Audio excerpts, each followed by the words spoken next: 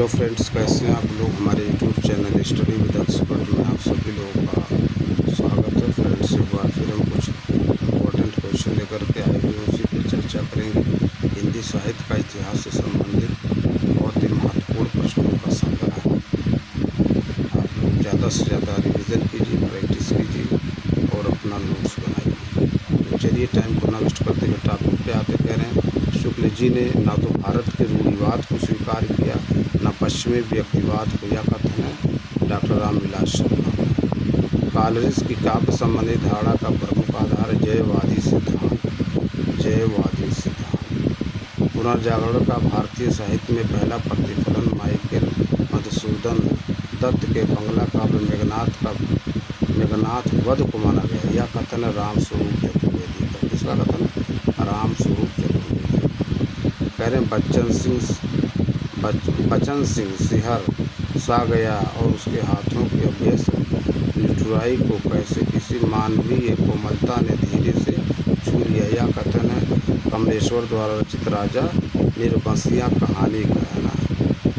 कह रहे हैं, बचन सिंह सिहर सा गया और उसके हाथों की अभ्यस निठुराई को कैसे किसी मानवीय कोमलता ने धीरे से छू लिया। यह कथन है कमलेश्वर द्वारा रचित राजा निर्बंसिया कहानी का। देखिए, अभ्यस्त पूछा जाता है वर्तनी संबंधी में।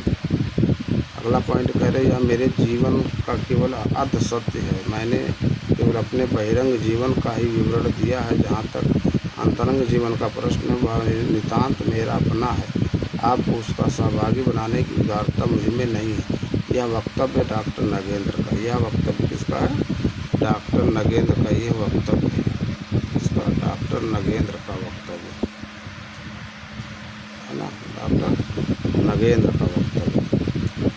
कह रहे हैं, परिशिष्ट गिरिराज किशोर द्वारा रचित उपन्यास तथा चक्रव्यूह श्रवण कुमार गोस्वामी द्वारा रचित उपन्यास में जो समानता है वह है दोनों विश्वविद्यालय परिसर पर आधारित उपन्यास हैं। दोनों विश्वविद्यालय परिसर पर आधारित उपन्यास। अगले पॉइंट पे चलते हैं। कह रहे हैं, आध्यात्मिक रंग के चश्मे आजकल बहुत सस्ते हो गए हैं। रामचंद्र शुक्ल ने यह टिप्पणी की है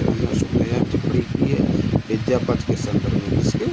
विद्यापति के संदर्भ में रामचंद्र शुक्ल ने यह टिप्पणी की। हमारे समाज में मानवीय गुणों की पहचान बढ़ने वाली है। कुल और जाति का अहंकार विदा हो रहा है। यह कथन है रामधारी सिंह दिनकर द्वारा रचित काव्य के रश्मि रथी की भूमिका का। रश्मि रथी की है ना। अगले प्रश्न से पॉइंट पर चलते। माता पिता के संबंध में विच्छेद से प्रभावित बालक के त्रस्त जीवन की कथा पर आधारित उपन्यास आपका बंटी मन्नू भंडारी द्वारा रचित। आपका बंटी मन्नू भंडारी द्वारा रचित। संस्कृत के वर्ण विरुद्धों पर आधारित प्रबंध काव्य महाकाव्य है पीर प्रवास हरिओं द्वारा रचित। पीर प्रवास हरिओं द्वारा धूमिल ने अपनी कविता रोटी और संसद में कुल 3 आदमियों का जिक्र किया है। धूमिल ने अपनी कविता रोटी और संसद में कुल 3 आदमियों का जिक्र किया है। हमारे समाज के पुरुष के विवेकहीन जीवन का चित्र देखना हो तो विवाह के समय गुलाब सी खिली हुई स्वस्थ बालिका को 5 वर्ष बाद देख लीजिए। यह कथन महादेवी वर्मा का। कह रहे हैं, हमारे समाज के पुरुष के विवेकहीन जीवन का चित्र देखना हो तो विवाह के समय गुलाब से खिली हुई स्वस्थ बालिका को 5 वर्ष बाद देख लीजिए। यह कथन महादेवी वर्मा का। इसका महादेवी वर्मा का कथन है ना। नेक्स्ट,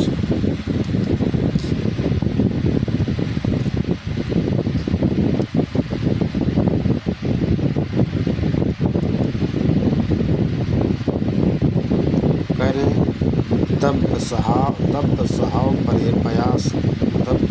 पयास द्रव्य स्वभाव प्रकाश को गाथा या साहित्य की प्रकृति में रूपांतरित किया है माहिल्य धवल ने। किसने?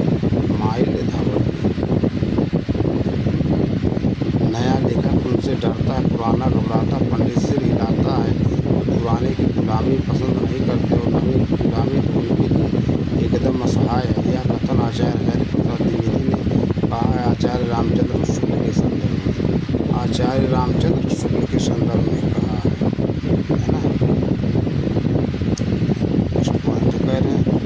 रिचर्ड और लीजा भीष्म साहनी के उपन्यास के पात्र हैं तमस के। रिचर्ड और लीजा भीष्म साहनी के उपन्यास के पात्र हैं तमस के। महादेवी के साहित्य में कहीं निष्क्रिय दया नहीं वरन रचनात्मक करुणा का ही भाव वर्तमान है, यह कथन रामस्वरूप चतुर्वेदी जी का। अकबर अली खां तथा चौधरी पीरभक्त यशपाल की कहानी के पात्र हैं पर्दा कहानी पर्दा कहानी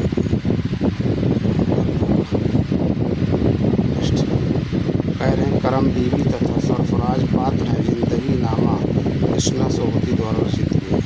कह रहे हैं करम बीबी तथा सरफराज पात्र हैं जिंदगी नामा कृष्णा सोबती द्वारा रचित है ना।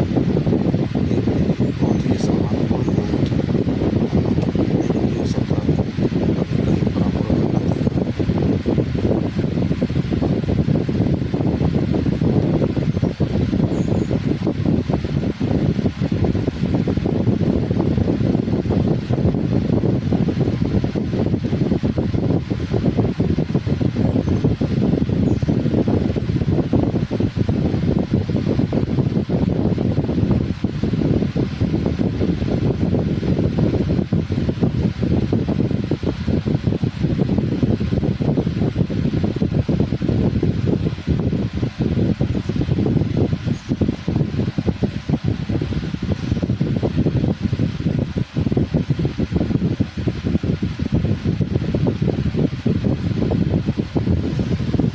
नेक्स्ट कुछ और पॉइंट उस पर चर्चा करते हैं।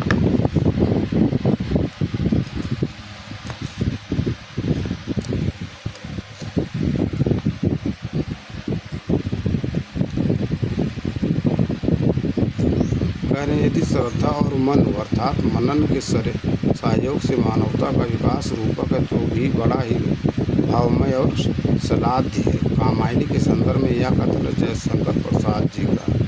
करें यदि श्रद्धा और मन अर्थात मनन के सहयोग से मानवता का विकास रूपक है तो बहुत ही तो भी बड़ा ही भावमय और सलाध्य है। यह कामायनी के संदर्भ में यह कथन जयशंकर प्रसाद जी को। तो कामायनी जयशंकर प्रसाद की रचना तो वही तो कहेंगे इसके संदर्भ में।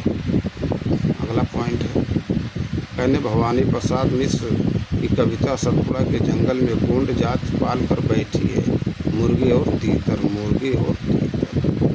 आचार्य रामचंद्र शुक्ल के अनुसार हेमचंद्र रचयिता हैं द्वाश्रय काव्य के।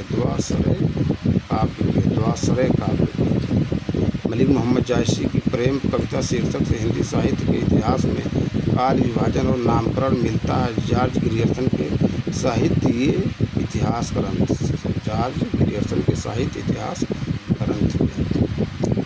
कह रहे आधुनिक ईरान की पृष्ठभूमि पर रक्त रंजित क्रांति का चित्रण करने वाला उपन्यास सात नदियाँ एक समुंदर नासिरा शर्मा द्वारा रचित। सात समुंदर एक नदियाँ नासिरा शर्मा द्वारा रचित। देख लीजिए इसे बहुत महत्वपूर्ण पॉइंट है। नेक्स्ट संस्कृत के चार अध्याय ग्रंथ में दिनकर ने रविन्द्रनाथ टैगोर और मोहम्मद इकबाल को आख्यायित किया है नवोत्थान के कवि के रूप में।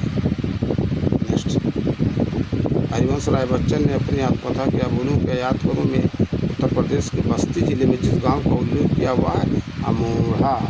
कौन सा? अमोढ़ा बस्ती जिले के गांव है अमोढ़ा। अब देखिए अमोढ़ा कहाँ है बस्ती जिला वाले सर्च करें कि अमोढ़ा कहाँ है बस्ती जिला डिस्ट्रिक्ट वाले सर्च करें है ना कि अमोढ़ा कहाँ है। अगला पॉइंट है कह रहे हैं आज का हिंदी निबंध साहित्य अधिकांश में आलोचना की ओर दौड़ा जा रहा। आजकल आचार्यत्व की चाह रीतकाल से भी कुछ बढ़ चढ़ी है। यह कथन बाबू गुलाब राय का है। नेक्स्ट मैत्री पुष्पा द्वारा रचित वह उपन्यास जो ब्रज क्षेत्र के जीवन यथार्थ का चित्रण करता है चाक है।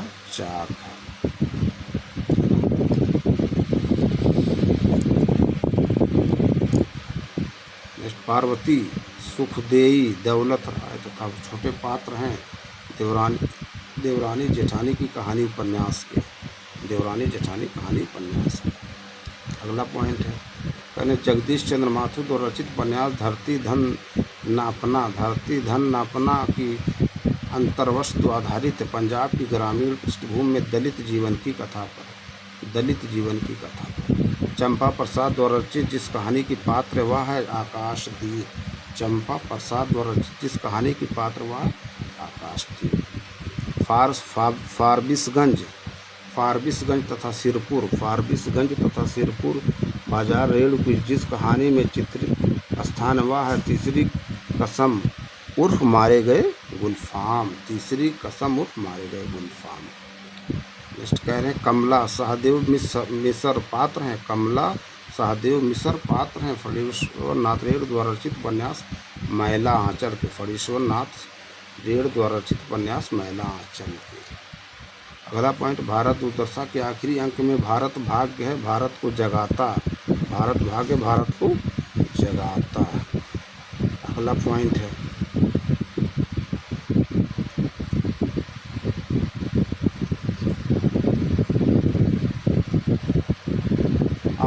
आदिम रात्र की महाकहानी है।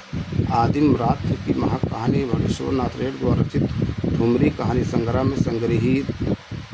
चंद्रदेव से मेरी बातें हिंदी साहित्य की पहली कहानी थी जिसने अपने समय की राजनीति और अर्थनीति को केंद्रीय बनाया। यह कथन भवदेव पांडे का है।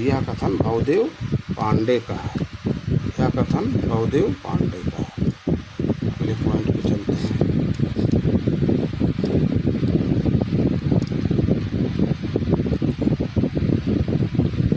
इतिहास की व्याख्या द्वंदात्मक पद्धति के आधार पर होनी चाहिए। यह कथन हीगल का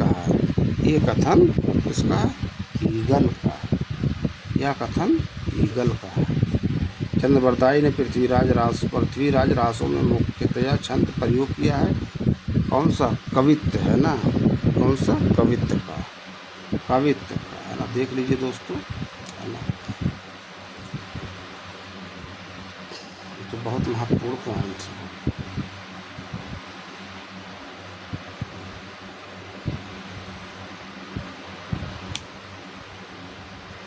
देख लीजिए लाइट चली गई थी, है ना, इसलिए थोड़ा आप लोग इसको देख लीजिए सही से, है ना।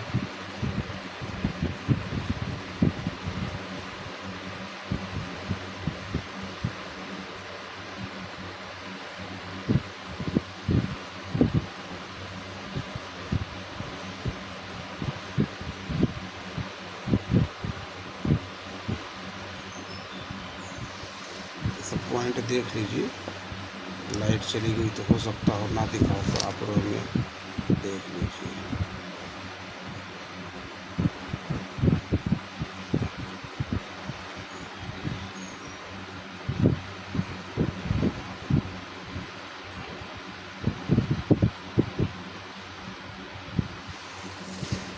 अगले पॉइंट पे चलते हैं।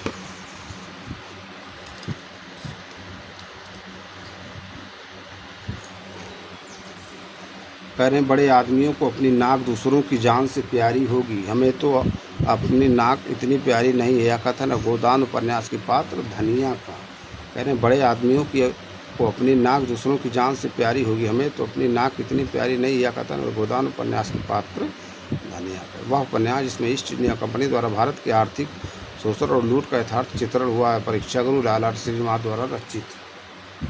जीवन की संकुलता और परिवर्तन की द्वंदात्मकता ने इस कविता के रूप विधान को जटिल और प्रभावशील बना दिया। बच्चन सिंह का यह कथन पंत द्वारा रचित परिवर्तन कविता के संदर्भ में आज के व्यापक सामाजिक संबंधों के संदर्भ में जीने वाले व्यक्ति के माध्यम से ही मुक्तिबोध ने अंधेरे में कविता में अस्मिता की खोज को नाटकीय रूप दिया। यह कथन नामवर सिंह का।